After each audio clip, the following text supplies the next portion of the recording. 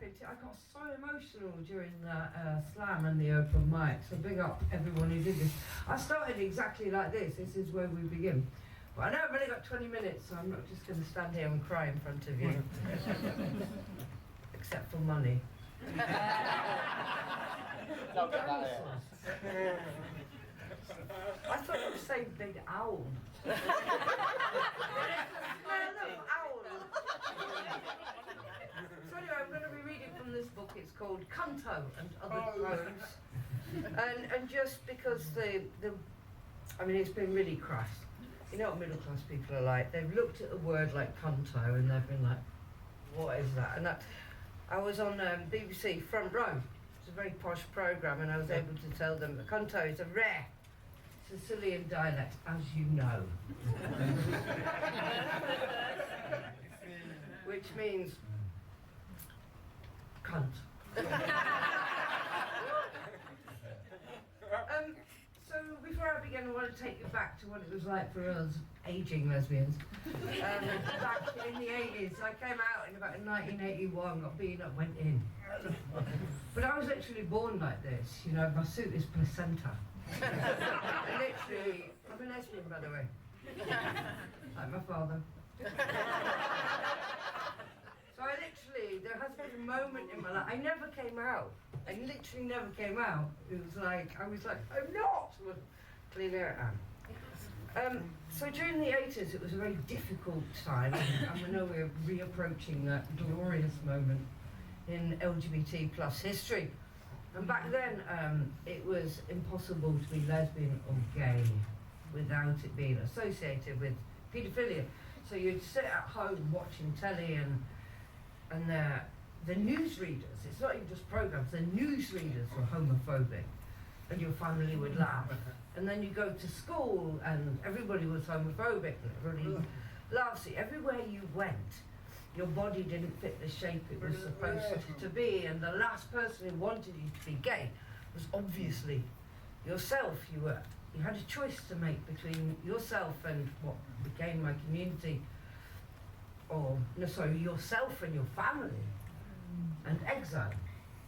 And for lots of us in the 80s, during the time of great oppression, there's also a time of great opposition to that. You know, it's Hooke's law. It's the law of physics. The more you keep us down, the better we become, the harder we push back, and the more solidarity we experience, which frankly we need right now. So for me, it was literally being a kind of kid that was born like this. From day one, you know, I experienced quite a lot of abuse growing up.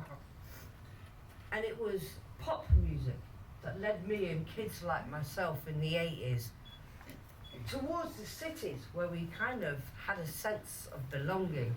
A bit like kind of Gold Lammy Geese. I imagine that song like Small Town Boy, this soul. And we all rose like Gold Lammy Geese from our little kind of Leicester little villages and towns, and we flocked toward the cities.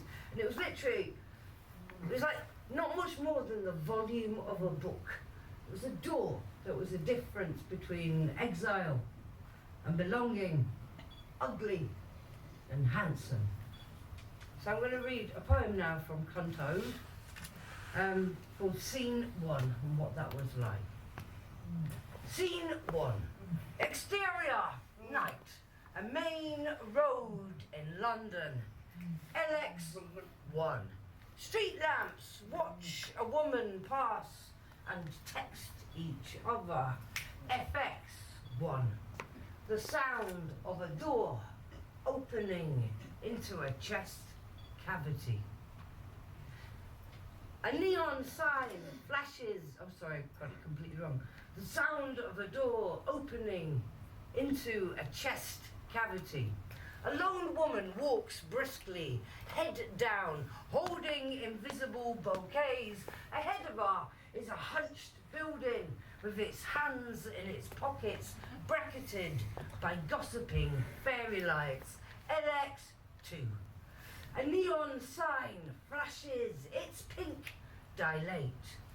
Maryville, the sign says. The woman pushes opens the door and enters her own body. At the bar, she orders a drink, and when it arrives, it is her breath. Music is playing. It's the sound of someone being listened to. She notices that she's sitting at every table. So when the woman asks her to dance, the whole of the past stands up to dance with her. Her classmates, her teachers, the manager of the shop she worked in over Christmas, the newspaper proprietor, the street she grew up on, an adjacent town, her parents and grandparents, the kid who waited for her after school. The song ends, the world opens, Venus rises. Thank you.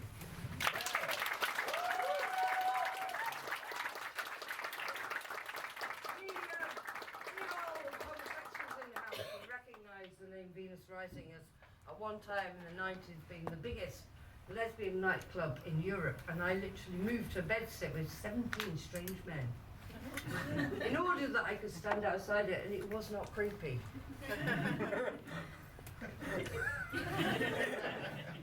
So this is what it was like the first time I walked into a dyke bar.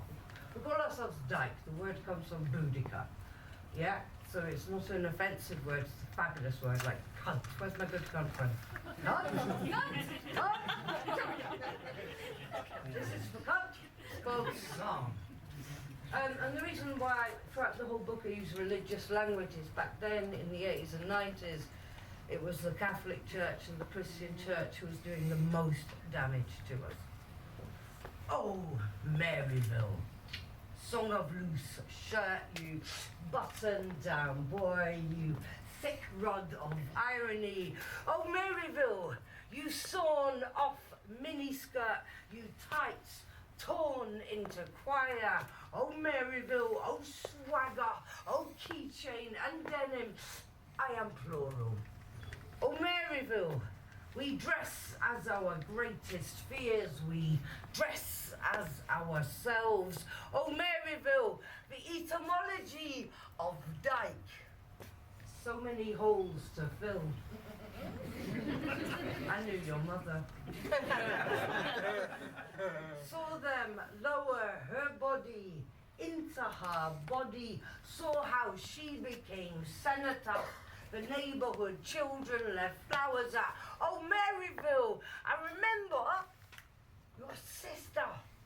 How antelope she was, how she froze when she heard the first roar, how she fell into the O of the roar. Oh, Maryville, the antelopes are eaten. The antelopes, oh, my Maryville, forgive us their trespasses. Let us walk alone at night, and let the night not follow us. Let us drink too much and awaken in each other's mouths. Let us be ugly. Let us unwashed. Let us language. Let us pass the half-smoked cigarette. Let us fatten. Let us leave our faces on the back seats of night buses. Let someone take a photograph not of us, but because of us. Let our limbs grow wild, our hair retreat.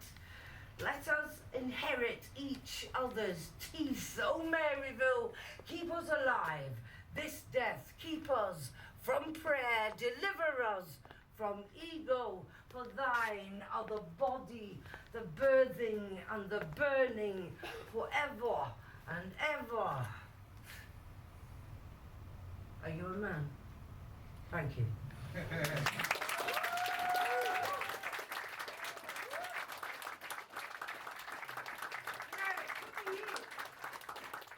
been touring that for 3 years, and you know when you write books, yeah? So you write a book and then you're like, oh shit. And I realised after years I should have been saying gay men at the end. Gay men. So I just want to end on a quite a long piece, and it's the piece that really changed a lot of things for me. First of all, I want to say Some-Antics, big up massively. This is where we all begin. It's where we start, you know. And it's not just where we start. It's the pulse. You know, it's the lifeblood of us. So never, ever, ever forget this place and how important it is. Never think of it as something you could throw away, because it is something vital to stay with you for your whole life. Big up, Sammy. Big. Oh.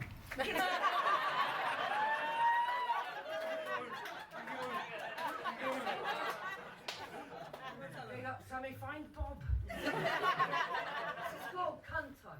And it's my life story. Cheers. It's in 7 rounds. 7 rounds. Thank you. Some girls fall from sunlit skies straight down into flat pack floral dresses, grab their smiles from a hook behind the door, rescue their faces from riptides of mirrors. Some girls are always falling.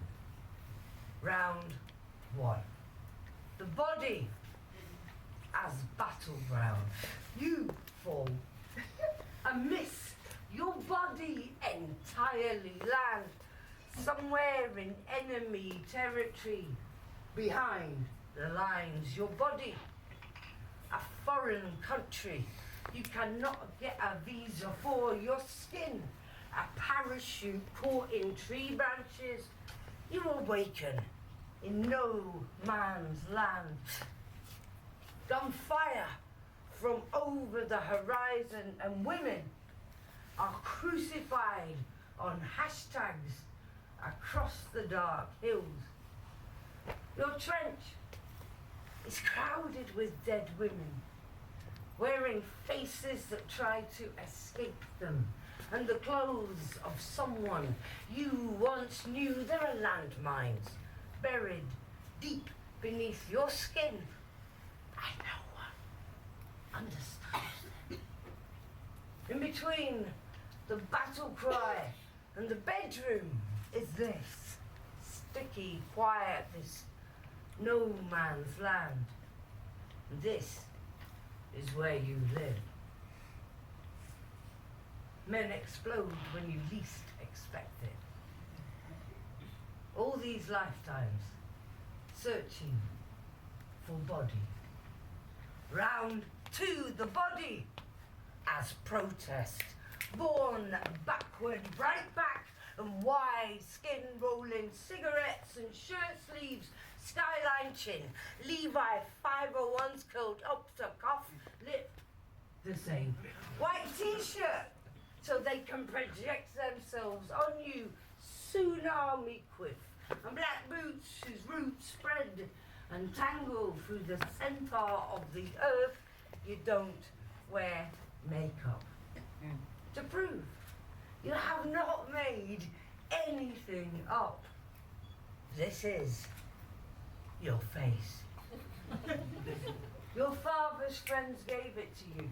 One Christmas Eve, 1973, you unwrapped it from beneath a decorated tree from which the rest of your family hung. They sipped cocktails as you slowly disappeared, swaying gently to that wail of celebration, the harbinger of party. You cut your first suit from the thick silence when you enter a room. They call you Butch. The name derived from Butch Cassidy. You are the descendant of outlaws. Irony incarnate. Woman butchered, cut into select meats, middle distance, stare, shoulder, breast, wild tongue. They fear you. Hey, boy, dyke, diesel, female sodomite, lady, faggot, bulldagger, queer pervert, gold star, silverback, stud, invert, kiki, female, drag clone, baby butch, tomboy, stone. But if you are a stone, You are a chip off the mountain and you join an avalanche of wrong walking women, shaven heads like tumbling rocks. You keep them close, they are. Rosary. On the dance floor, we are tidal. Heck overnight, passing nods between us, handshakes that stop our handshaking. We are untamed. A wilderness of women, we are wasteland. What a waste, love. Nothing grows on us, barren and sterile and unuseful female, empty as church pews. The wind rattles its fists inside our wombs. Come on then, snake boy. Come now, heretic healer. Where are the maths that solve us? How do we fit into your algebra? Your binary code, our bodies are political placards. And we dance as demonstration of independence, we revolution in the living room, uprising in the public toilets, insurgency in the suburbs. But fear is a girl backing into her face. Is it not camp enough to be your best friend? Our closet, a strata of fossilized clothes, girl felt. Is it not funny enough for your talk show, bruv? Or is it that a woman without makeup is a woman without a face? How were we to know? That when we were cleansing, we were erasing our whole existence. Round 3, the body as trespass. In Accrington, cars stammer and words ejaculate through slit windows. Your mother's phone rings in the middle of the night. Do you know about your daughter? 3 Pentecosts with Nazi insignia break into your home because God is an atheist who no longer believes in himself.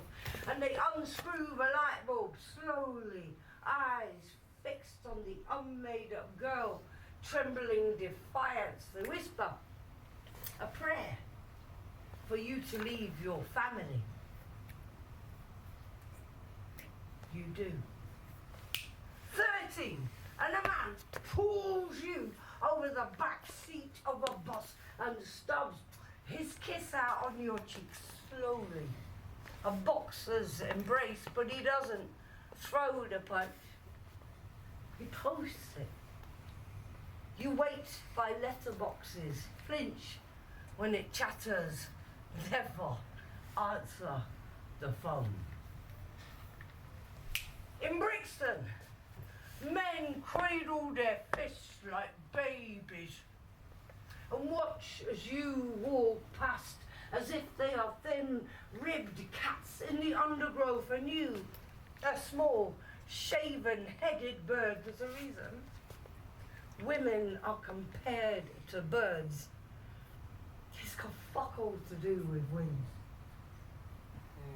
Some songs harden on the wind.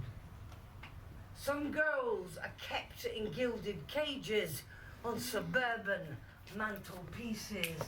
18 clubbing with the crew, come on. A baby butch in the abattoir of beauty, the quiver and frantic. White girls with bindis. White boys with dreadlocks. Saris and docks, tribal tattoos.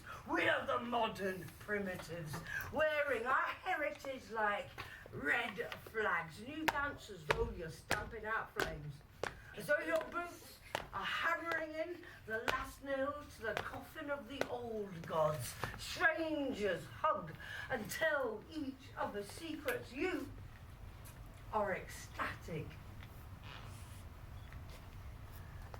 But then the light looks away. Skinny wolves separate you from the flock. Wallpaper, the drugs no longer working as the amber IUU. Aberration. And they must conquer what they cannot name. 23. And you finish rehearsals in the city with nowhere to sleep, so you wish the boys' kids good night. And you walk, and you walk, you walk, and you walk, and you walk, and you walk, and you walk, and you walk, and you walk, and he finds you quickly. And when you come round, you are empty, and his eyes are full, and above you, twin gods. This is the first time you think you're going to be killed, and when you're not, it's a disappointment. The morning after pill is a communion wafer, and you are forgiven your trespasses. You learn quickly.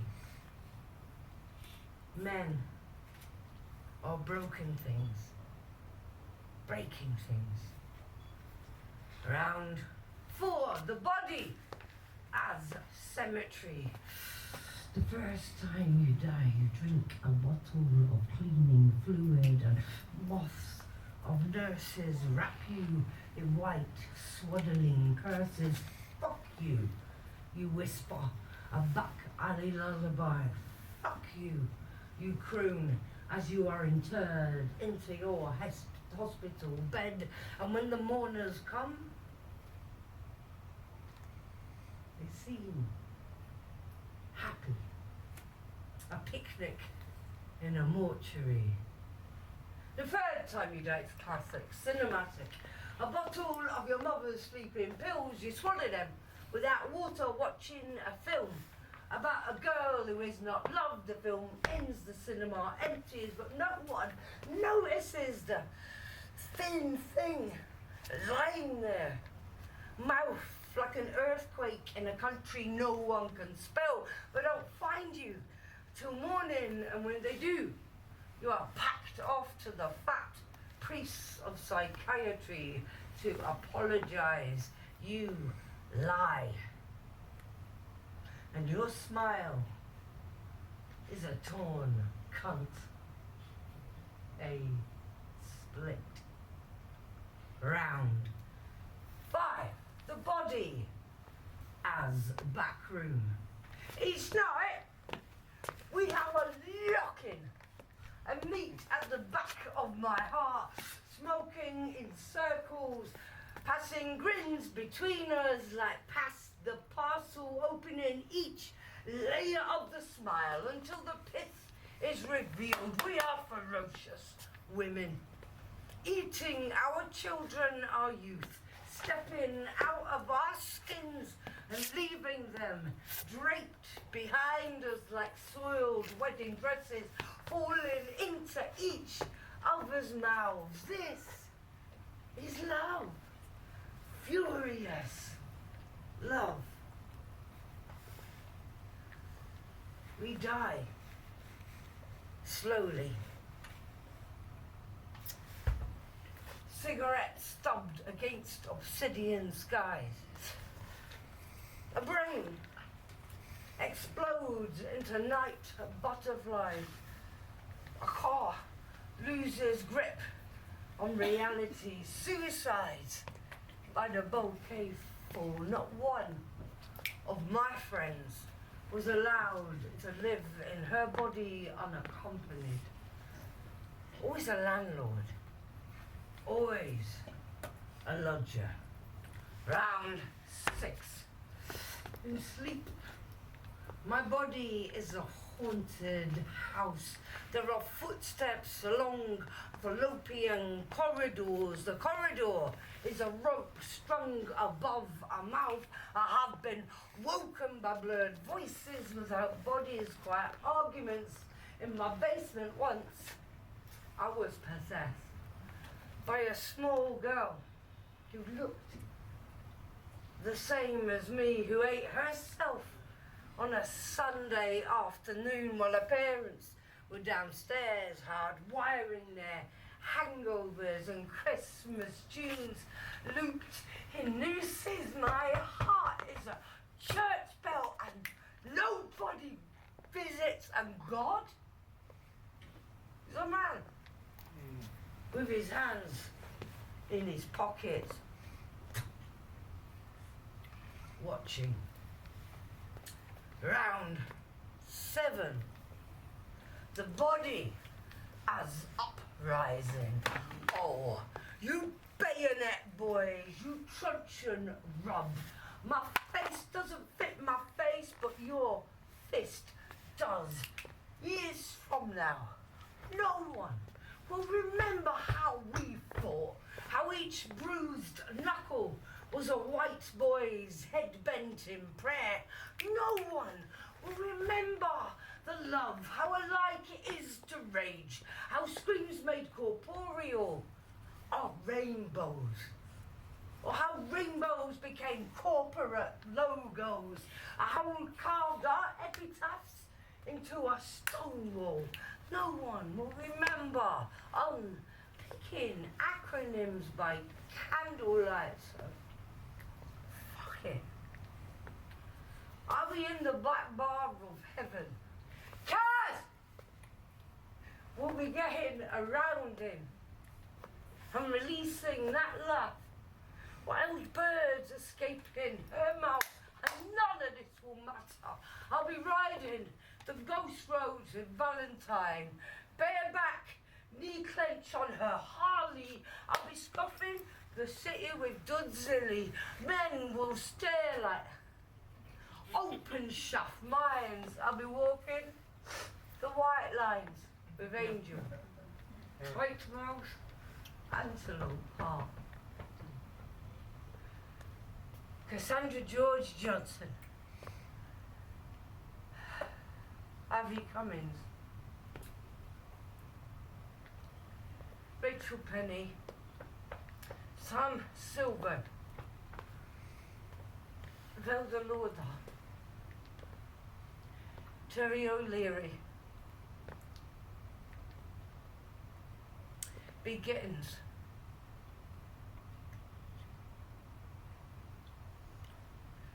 I can't remember the names of all my dead friends, but they're here now. Our grief, a leather jacket, our laughter, static, as we fade to a CPR, the colour of blood mixed to water, disappearing down a plug hole, much like the meeting of our legs. Remember this, my whole life is a protest. Thank you very much.